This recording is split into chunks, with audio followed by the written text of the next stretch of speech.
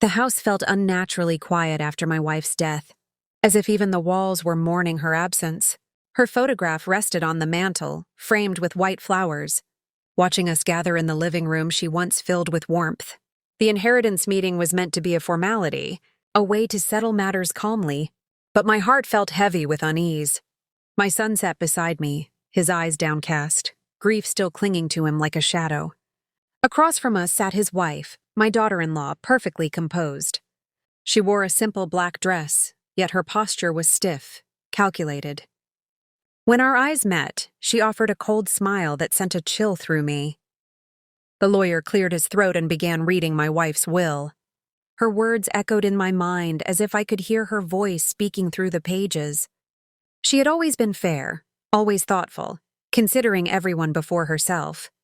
I expected nothing surprising, only what we had discussed years ago.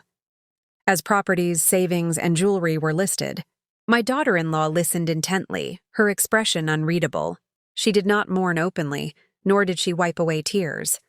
Instead, that faint, icy smile returned whenever something valuable was mentioned. I told myself I was imagining it, that grief affected people differently.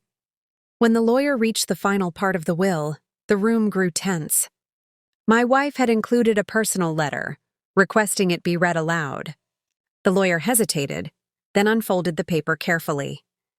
My hands trembled as I listened, every word piercing my chest. In the letter, my wife spoke of love, trust, and family. She mentioned how proud she was of our son and how she hoped peace would always remain in the household.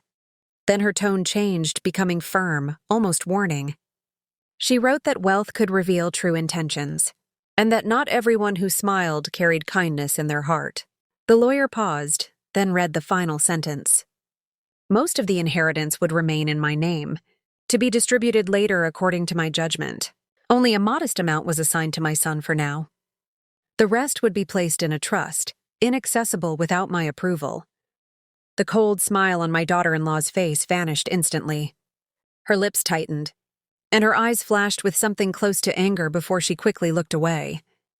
In that moment, I understood my wife's foresight. She had seen something I had chosen to ignore. After the meeting ended, my son approached me, confused but respectful. He said he trusted his mother's decision and mine. His wife stood at a distance, silent, her disappointment heavy in the air. She no longer tried to hide it.